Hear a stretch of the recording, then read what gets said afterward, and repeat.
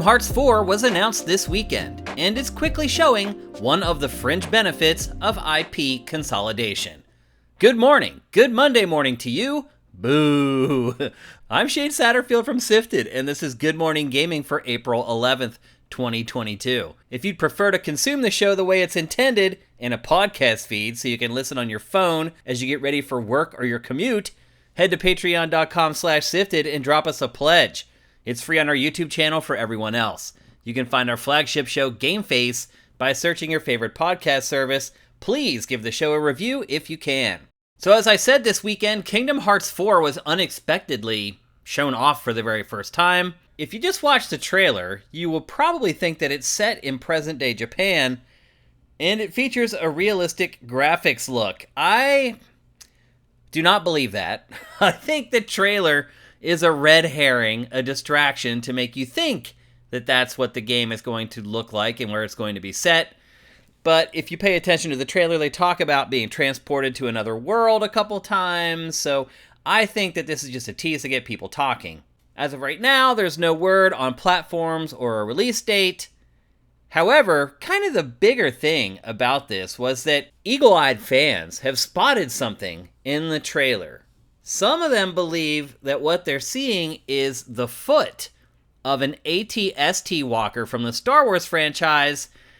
I'm 50-50 on that. They've freeze-framed it, and they've circled it, and it kind of looks like it. I'm not 100% sure, but that's kind of irrelevant to what I want to discuss here. So, it is entirely possible that Star Wars can appear in the game in some fashion, since it's owned by Disney, which is awesome. Already, the Kingdom Hearts franchise has done a great job of integrating so many different brands that Disney owns into one game. It's a little weird and a little goofy, but arguably, goofy haha, but arguably, the goofier part about it is the stuff that Square Enix has created just for Kingdom Hearts. The Disney stuff, as eclectic as it seems, actually kind of snaps together better than these weird mystical characters that they've created on their own for it.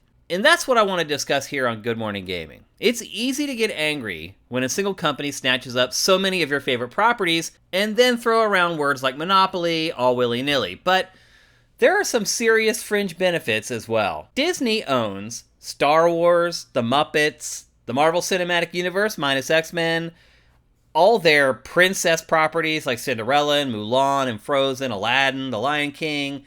It owns the Chronicles of Narnia, the Pirates of the Caribbean. It owns all the Pixar films like Toy Story, The Incredibles, and Cars. It owns Winnie the Pooh, Indiana Jones, and on and on. We've really only seen the surface scratched of what can ultimately appear in Kingdom Hearts 4. And that is exciting. Just imagine what it can do. It's mind-boggling. This type of conglomeration is also working out well for a Smash Bros. Clone called Multiversus. It's being published by Warner Bros., which allows for an extremely eclectic collection of fighters like Batman, Superman, Wonder Woman, Harley Quinn, Shaggy from Scooby-Doo, Bugs Bunny, Arya Stark from Game of Thrones, Jake the Dog from Adventure Time, and on and on. Trying to fit all these characters from different properties into one game, if you didn't already own all the licenses, would simply be impossible. It would cost so much. It's why there are classic albums like Beastie Boys' Paul's Boutique that you simply could not make in 2022. It samples so many other songs and artists back before there was really laws for sampling where you had to pay for each little part of it. That's what we're talking about with these games. You would have to pay for each license, and in some cases, you'd have to pay for each character within that license. Not always, but sometimes. So creating something like what Kingdom Hearts 4 is going to be, or what Multiverse is practically impossible unless you have these big mothership companies that own all this different IP. Multiversus is yet another conglomeration of IP that's providing highly desirable art that otherwise would never exist. Think about how slowly Nintendo has to roll out new characters because it has to do what I was just talking about. It has to pay for each of the characters that it's including, and that's why most of the characters are from Nintendo properties, and then you get a smattering of third parties. So the next time you get angry that one of your favorite franchises has been snatched up by one of the big boys, try to look on the bright side of things and keep the word monopoly out of your mouth while you're at it. And now for a couple more stories from the top of your SIFs. Square Enix was busy this weekend as a trademark for Tactics Ogre Reborn was uncovered in Japan. Now the trademark could be for a mobile game or something like that, but a Tactics Ogre remaster was part of the Nvidia leak not that long ago, so it appears that this strategy RPG franchise is getting revived for real in some fashion.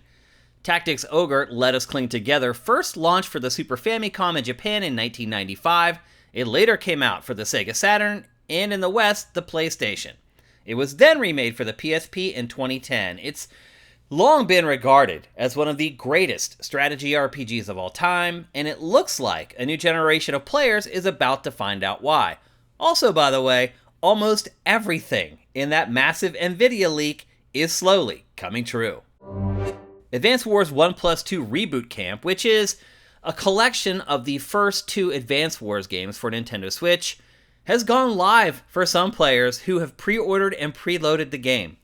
It was supposed to be released this week on April 8th, but Nintendo delayed it due to Russia's invasion of Ukraine, out of respect, obviously, for that horrible situation that's going on there.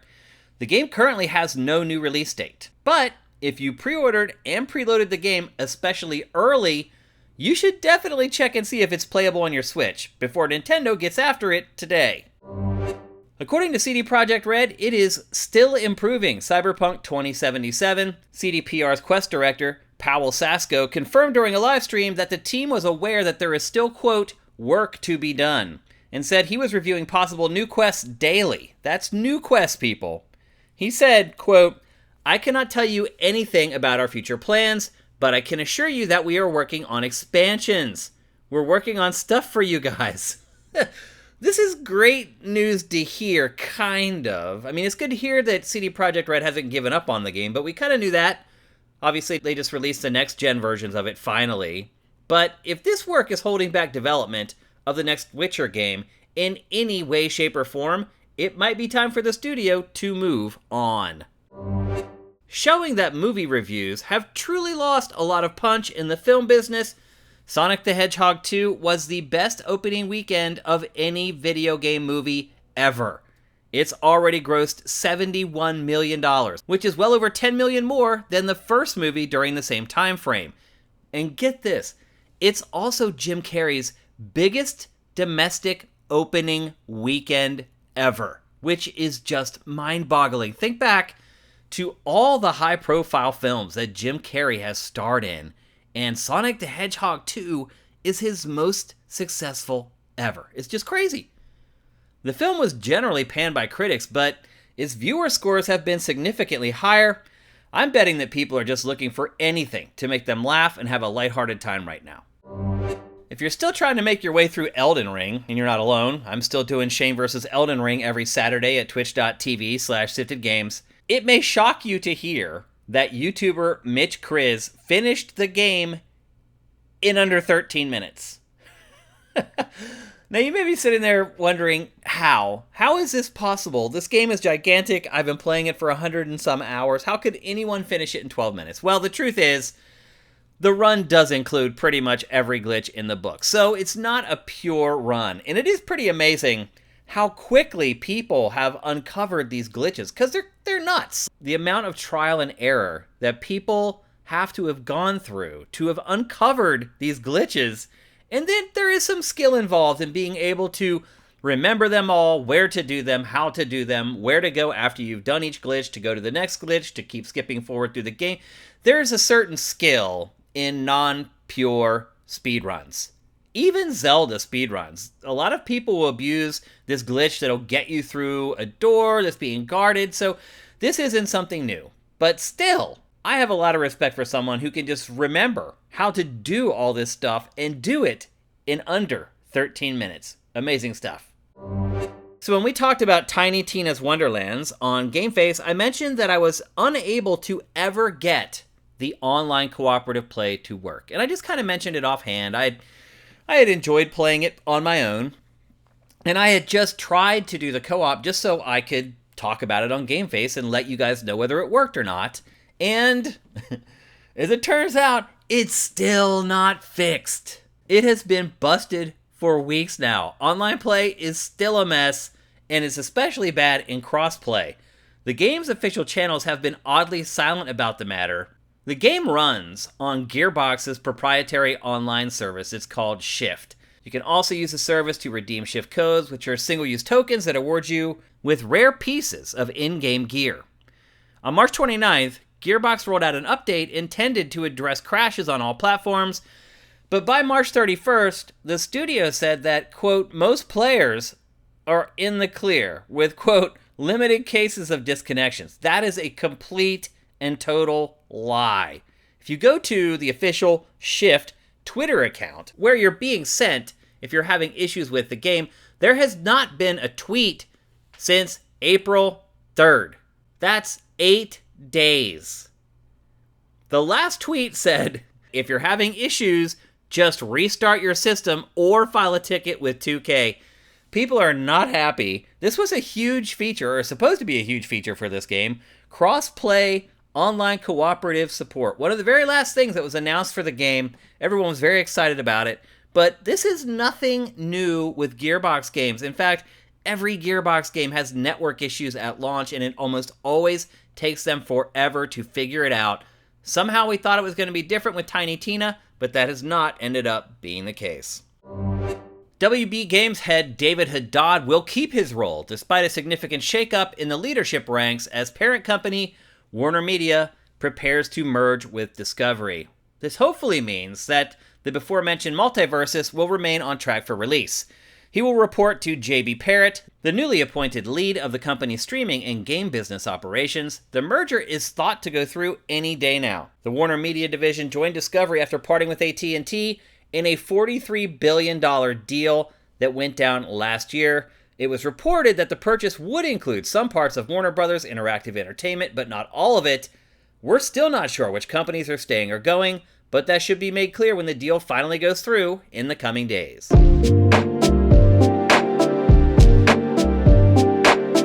Let's take a break, and when we come back, we'll tackle today's boss fight.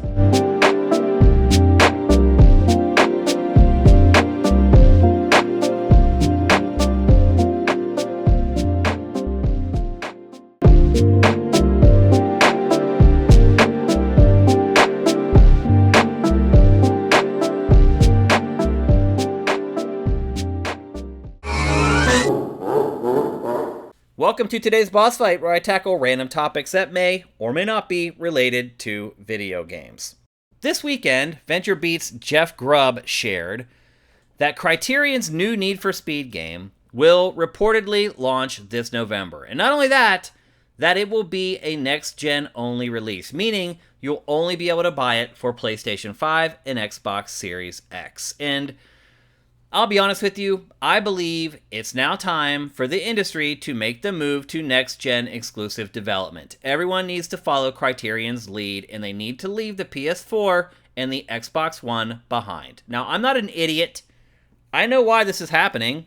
There's over 115 million PS4s out there. Now, Microsoft, not really all that concerned about making sure that there's development going on for Xbox One, because that console, for most intents and purposes, was a failure. But PlayStation, there's 115 million PS4s out there, and it is really struggling to commit to leaving it in the dust. And anecdotally, it does appear that the PS5 is still really hard to get, and things are starting to change for Xbox Series X. I have seen Xbox Series X on store shelves across the last few months. There was a huge stock available on Amazon that lasted for quite a while before it was sold out. So you're not in this situation with Xbox Series X anymore where as soon as they're available, 2 minutes later they're gone. And that is kind of the case for PS5 still. They become a little bit easier to get, but not that much. Even so, it's time to close the door on last-gen development. We are coming up on almost a year and a half since the PlayStation 5 and Xbox Series consoles launched. It's time to move on. Now, I know there are interviews out there that claim that developing a game for both PS4 and PS5 is not really a hassle. But if you really look, all those quotes are coming from first-party studios, the most prominent of which is Guerrilla Games with Horizon Forbidden West. And this is the interview that everyone points to. Game director Mathis de Jong from Guerrilla Games and narrative director Benjamin McCall stated that cross-gen development was not gimping the PS5 version of the game. Quote, "When we started with the concept of this game, we had so many great ideas that ended up being included to the point that we didn't really think about hardware limitations or anything. We just wanted to design a really nice, unique experience for the player, an awesome adventure. That's how we also brainstormed all the quests and events the player is going to go through. We included a cinematic lighting rig that we normally only have time to use in cinematics in the PS5 version. Because the PS5 is so much more powerful, we have it on all the time."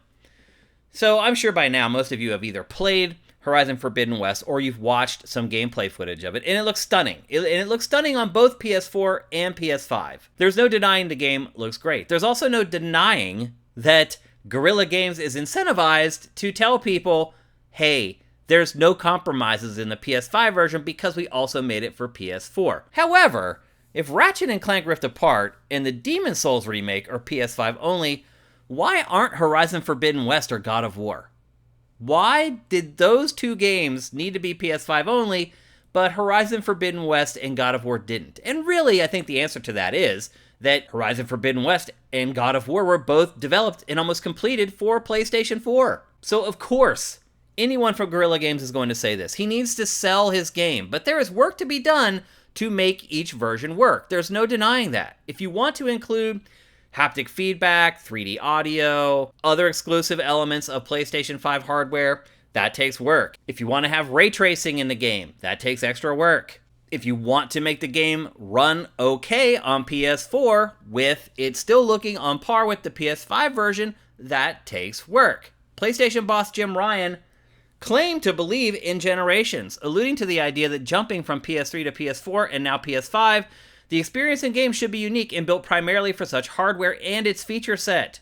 But that's not what's been happening with the PlayStation 5 in particular. For example, we could and should have had faster, better web swinging in Spider-Man Miles Morales. But because the game is also being developed for PS4, it just simply wasn't possible. And I know you may be sitting there saying, wait a minute, I didn't notice anything off about the web swinging in Miles Morales. But go back and play an old Spider-Man game like Web of Shadows and watch how fast you were able to swing through the city. This is being slowed down intentionally because the PS4 cannot draw all the geometry quick enough. And instead of having frame rates fall out, they just keep Spider-Man from swinging as fast as he possibly could. Other elements of games that should be improved and could be improved on the PS5, like artificial intelligence, will simply never fly on the PS4. There's no way the PS4 CPU can handle improvements to AI that are possible on the PlayStation 5. And so you get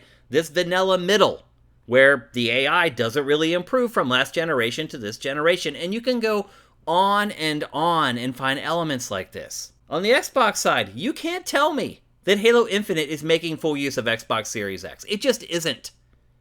It looks okay.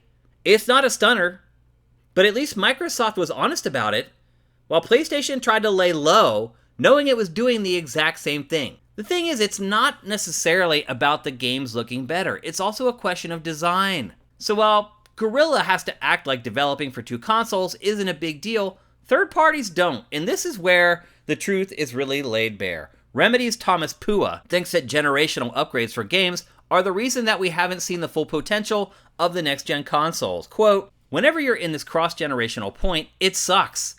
You have to support the previous gen, make sure that sings, and then whatever you bring to the next gen is still limited by the choices you made years ago for the previous generation. It's not a very realistic thing that this old game, we're just going to remake everything and then bring it to next gen. It's just not like that. It's not a reality for us because you're literally taking away resources that are building the future games and improving the engine for the future. The content looks wrong, the textures look wrong, the lighting is busted because we've made all these improvements, but then they are incompatible with what we had in 2019. So there you go. That is an unbiased source. Someone who is a third-party developer who has to work on both consoles, who is telling you right here that developing games for both generations hinders the development of next generation.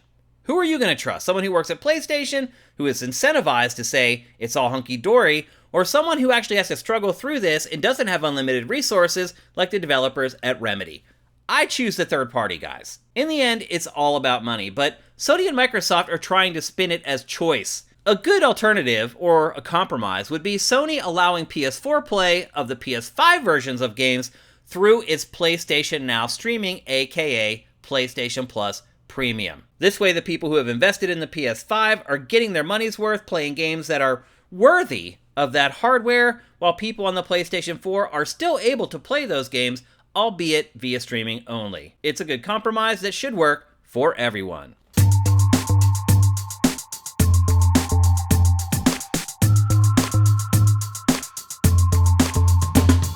Thanks for listening to Good Morning Gaming. I appreciate every single one of you who listens to GMG. I'm Shane Satterfield. Follow me on Twitter at Dinfire and follow Sifted at Sifted Games. And while you're at it, head to patreon.com/Sifted and drop us a pledge. We'll be back tomorrow, but until then, make sure you seize today, because there will never be another.